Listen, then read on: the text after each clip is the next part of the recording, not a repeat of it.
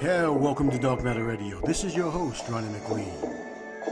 Tonight we're going to indulge ourselves into the infinite universe. We're going to see what's out there. We're going to open up our minds. I'm going to ask you to open up your hearts and keep an open mind. For the information that you hear may just shock your mind. Good evening, good morning, no matter where you may be in this beautiful world of ours. You are with Ronnie McLean on Dark Matter Radio, on Blog Talk Radio, and we're also going to be doing it on YouTube as well with I.N.N.A Live. And we do thank you. We also thank the more than 500 now people that we have to our YouTube channel, and it is wonderful, great, and it's also been fascinating that we're able to get so many people. We didn't really think about membership or subscriptions or anything else like that, but we will be starting to push that here recently now because of all of the things that they got going with YouTube in terms of you cannot do live shows unless you have 1,000 subscriptions. That is just ridiculous. But again, like we said before, they're changing everything and everything is moving around and becoming different. So this is one of the reasons why we are pushing to do all different types of formats, and we're pushing to do all different types of outlets, including other outlets on other premium stuff. So Facebook, YouTube won't be the only thing that we're doing. We're also using Periscope. We're using a few other different ones to be able to get the word out. And we'll also be doing a lot of live radio shows from the radio program itself. So yeah, it's been very interesting, as we've been on now for, 2.5 years now, and we've covered a lot of ground. So we're now in this situation where we're going to be discussing 666 and the carbon-12 to carbon-7 connection. So this is going to be part one of a real show that we're going to be start getting into this revolutionary change that's taking place around our planet right now. And in this part of the solar system, we're going to get into what carbon-12 is. We're going to get into the connection of 666 and the revelation, what it is in the Bible. We're going to get into what carbon actually is and how it's based in melanin, and what is melanin, right? Because melanin is not on the evolutionary chart, so it's not it's not on the periodical chart, so it's not an element.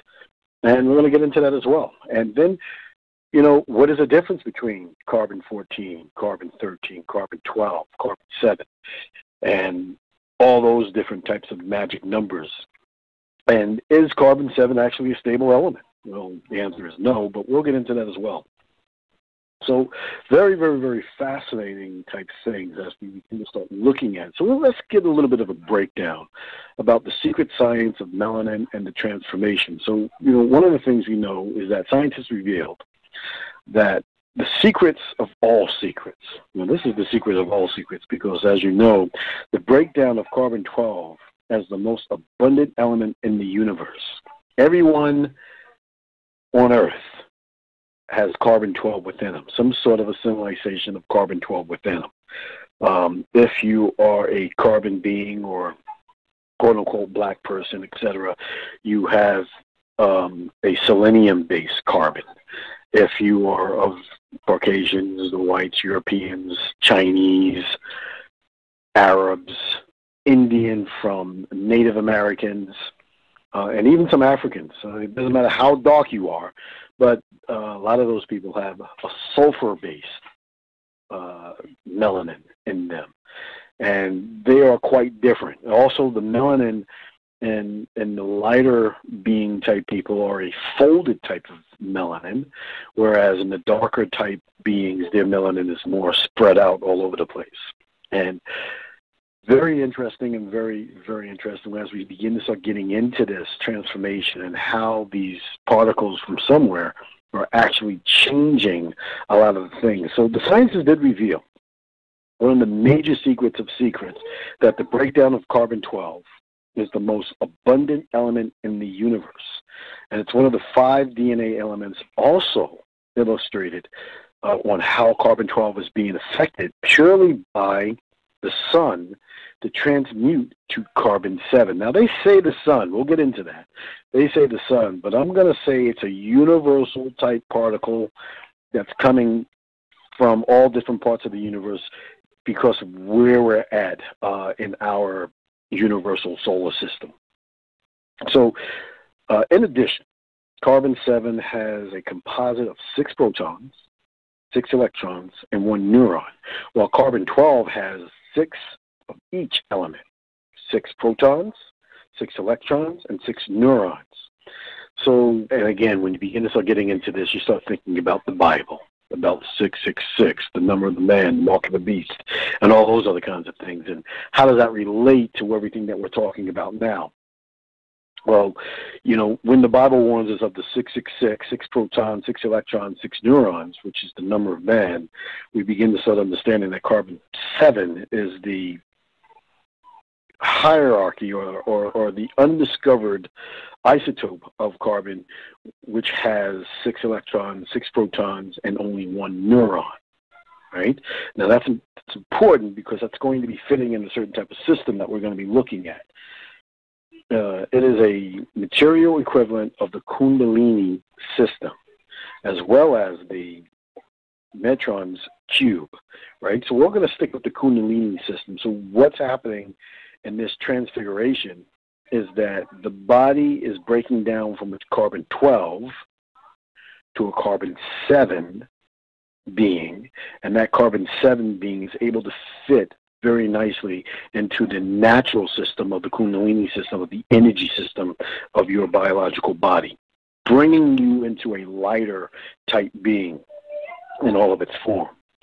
You know, like iron has the ability to sustain magnetic fields around it, carbon-7 has an uncanny ability to carry hyperdimensional fields.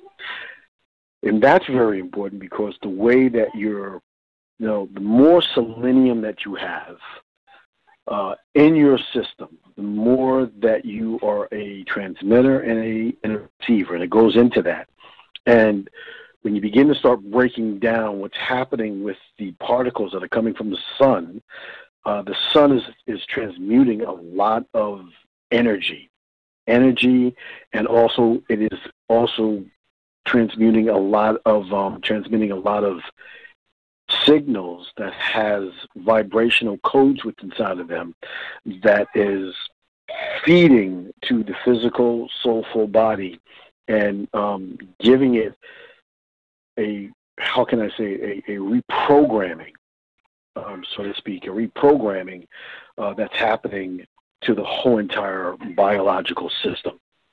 And again, it doesn't matter, you know, whether you're selenium-based, carbon-based, sulfur-based, doesn't matter, light skin, black, every single thing on the planet, that's what's happening. So this is extremely important when you start talking about hyperdimensional fields, because a lot of us are able to do that now, even in the carbon-12, right? But it's going to become a lot more prevalent. So such fields of this,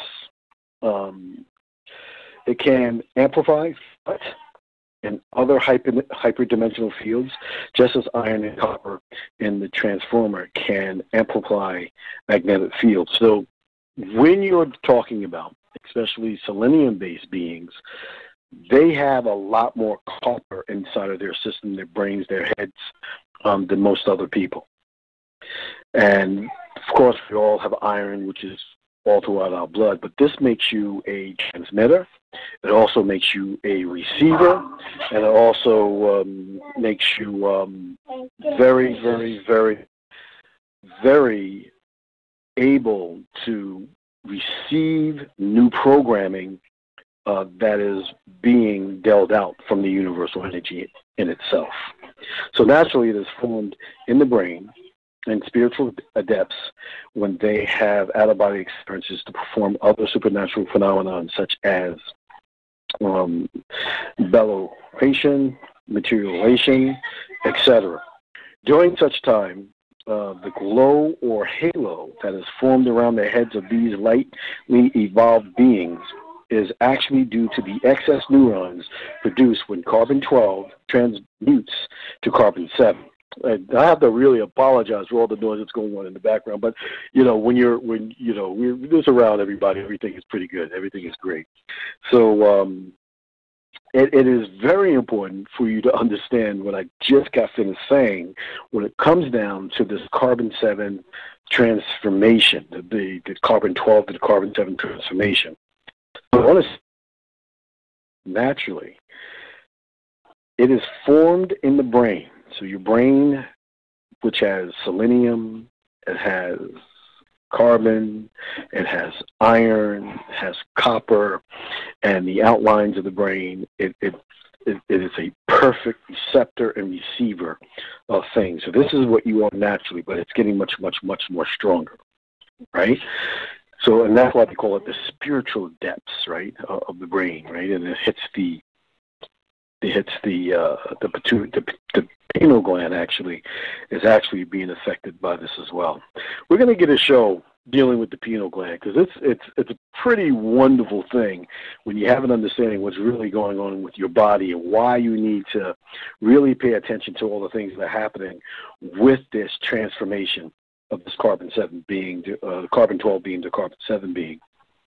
So during this time, so now when we talk about this glow, right? In all these old pictures, they all, and even in a lot of cave paintings on in the Mayans, the Incas, a lot of these drawings that they have, old drawings, they have these halo type things around the brain, and again, that is representative of that transformation, that halo, that the way that you're able to receive these kinds of messages going into the brain. So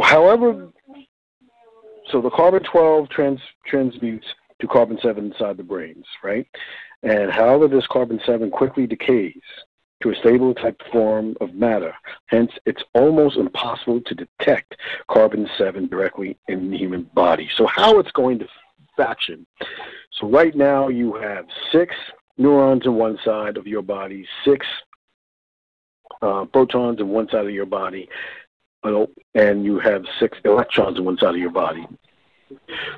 So in the Kundalini system, in your crown chakra, that is a symbolization of the neurons up there, right? So the neurons, what happens is that it's breaking down the neurons, the carbon of the neurons. The carbon up there is giving off 5 of the neurons. They're losing 5 of the neurons.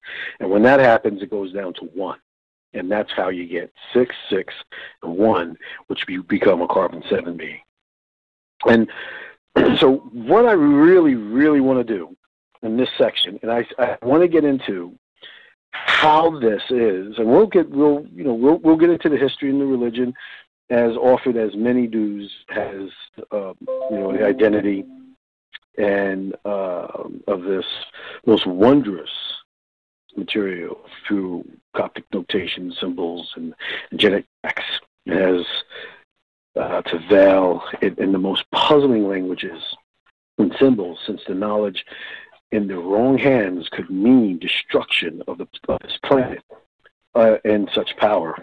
So everybody's going through this transmutation.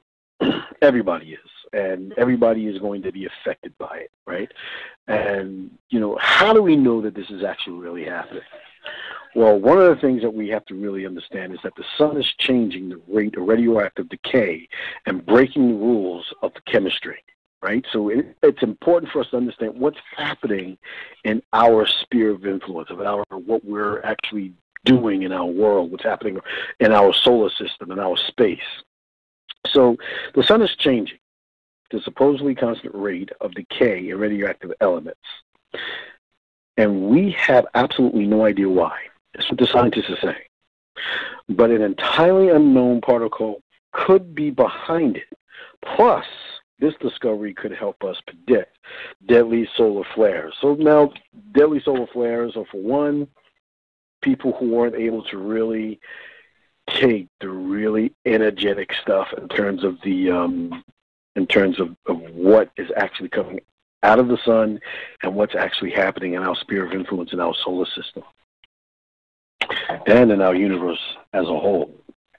Right? So it's one of the most basic concepts in all of chemistry. Radioactive elements decay at a constant rate, especially carbon, right? And that's why they use carbon-14, carbon-13 dating, right? If that weren't the case, carbon-14 dating wouldn't tell us anything reliable about the age of archaeological materials, discoveries, and even chemotherapy treatment would be a gamble. It's such a fundamental, scientists don't even bother testing it anymore, right? So you got to remember how stable this stuff actually is. That's how stable it is. And that's pretty important, right?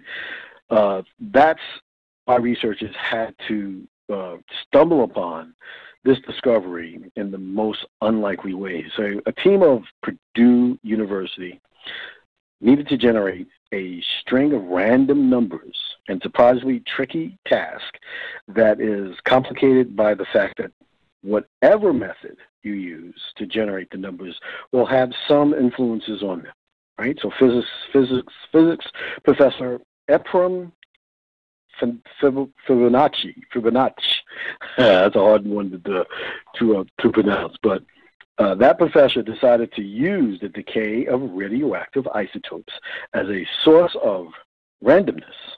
Although the overall decay is known, constant, the individual atoms would decay at an unpredictable way, providing random patterns.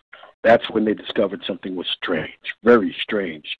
The date produced gave random numbers, individual atoms, yes, but the overall decay wasn't constant, was not constant. Flying in the face of this, the accepted rules of chemistry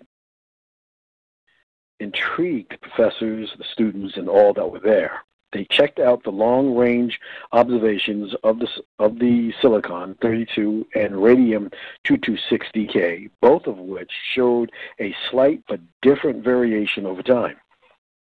Interesting, and the decay seemed to vary with seasons, with the rate a little faster in winter than it did in the summer. So they thought that this was one of the things that was happening, that it was nothing more than, the weather affecting the decay, right? Which is kind of weird to even think that in the first place.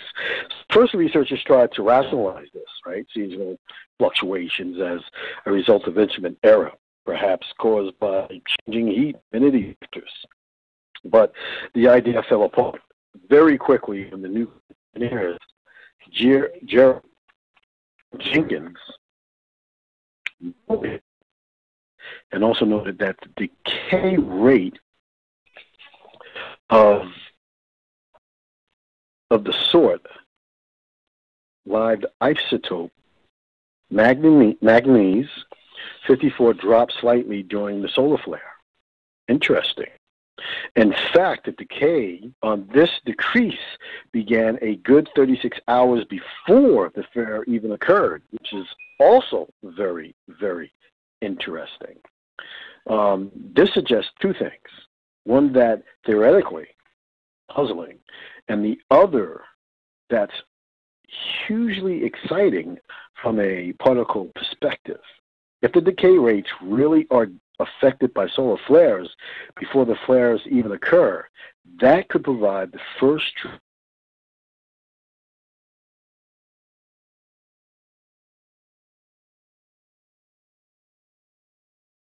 Hey, sorry about that, but as usual, Blog Talk Radio has all kinds of problems with their connection, so I lost you there for about maybe a minute or so. So, sorry about that. So we want to pick up on what we were talking about in terms of the 666, the carbon-12, carbon-7 connection,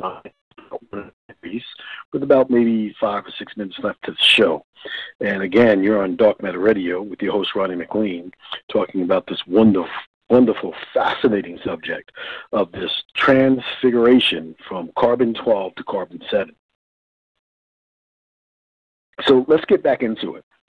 The particle-based, so we were talking about how they were trying to figure out what was actually causing these sun flares, what was actually causing the stuff that was going on and causing the radioisotopes of carbon not to decay when they're supposed to be decaying, right?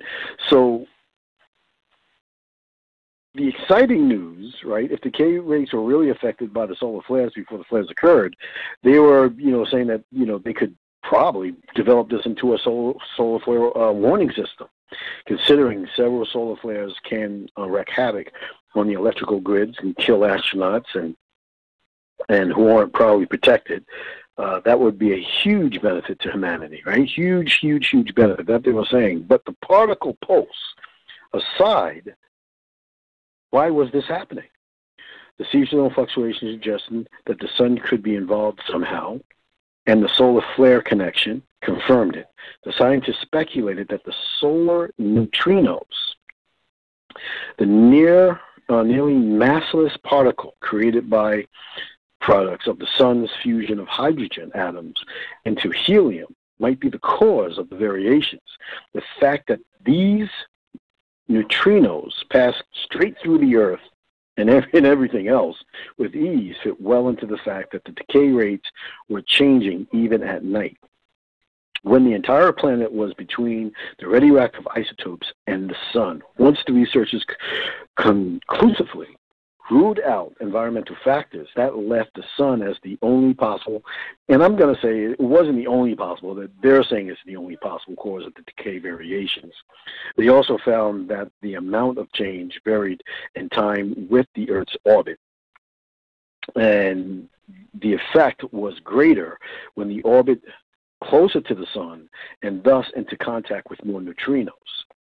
That's where the renowned Stanford physicist Professor Peter Struckrock entered the picture. Confronted with this mystery, he advised the researchers to test how the decay fluctuations correlated with the sun's own rotation. They found something extremely interesting. And they found is that the decay rates recurred every 33 days. Isn't that interesting? Every 33 days. Sun must be amazing. Which didn't quite fit the sun's known surface rotation length of 28 days. But the neutrinos wouldn't be coming from the surface. They would be coming from deep inside the core of the sun. Unlikely as it might seem, the sun's core must be rotating a bit slower than its surface, apparently once every 33 Masonic days. So I have to put that one in there because it's very interesting, because that 33 always comes up somewhere. Always coming up somewhere. So although this relies on some unlikely assumptions, an occasional Behold Initiative leap, the model they produce seems to hang together, and yet the mystery remains. However, the neutrino interact with the radioactive particles in this way. It doesn't fit with the known behavior of neutrinos, and it opens up a very, very real possibility that some previous unknown subatomic particle is actually behind the bizarre effect. As Peter Struck explains, in its effect that no one yet understands, theorists are starting to say what's going on, but that's what the evidence points to. It's challenge for the physicists and a challenge for the solar people too. If it's not neutrinos, it would have to be something we don't know about, an unknown particle that is also emitted by the sun and has effect, and that would be even more remarkable. If this new discovery holds up, which it does, right? We've then discovered that the sun changes rates of radioactive decay, and we can predict solar flares before they happen. The sun core rotates, however, than the surface. It rotates slower than the surface. And maybe even that entirely unknown particle exists and affecting our world in tangible ways not a bad set of results for what was supposed to be simple research for some random numbers. And that is really, really interesting, because when you get a situation as what we're having here, and I don't believe it's neutrinos. I believe it is an unknown particle that they don't know of, or they do know of, some scientists know of, but may not be saying anything right now because they don't want to really let it out, because the changes that are happening around us is affecting each and every one of us tremendously, right? It's even affecting time, because as things break down quicker, time speeds up. Right? The time is speeding up. So this is one of the things we're going to be getting into too, how this is actually really making the time speed up all over the place. And it's we were able to make inferences about the model. It's very interesting. Very, very, very interesting, and how this happens. So this is part one of probably a part 5 series, 666, and the carbon-12 to carbon-7 connection. So I don't know if it's going to be, 6 series or what, but we'll keep going on. So tonight here on Dark Matter Radio with your host, Ronnie McLean, the sun is changing. And the atmosphere that is around us is changing. And this is how, this is what's going on in our world. And we need to be, recognize this in ourselves and everything that we're doing, because we must be able to make this transition and be able to make it pure. So this is the reason why there's a lot more things that are going on. People who think that they're mentally ill aren't really mentally ill. They're actually being affected by universal energy that is peeling away a lot of things, and people are becoming like a raw nerve. And there's a lot of different ways that you have to be able to start dealing with these things. So this is Ronnie McLean for Dark Matter Radio. And I thank you for being here today. You guys have a great night. There's been an awakening. Have you felt it? You are listening to Dark Matter Radio with your host, Ronnie.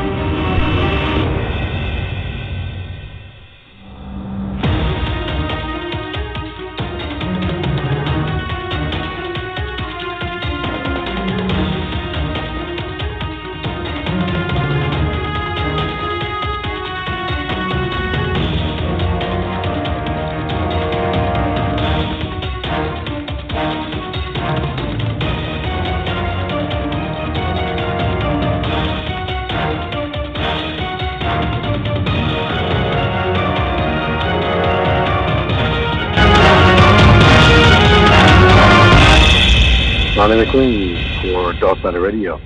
Thank you for listening. Don't forget to subscribe.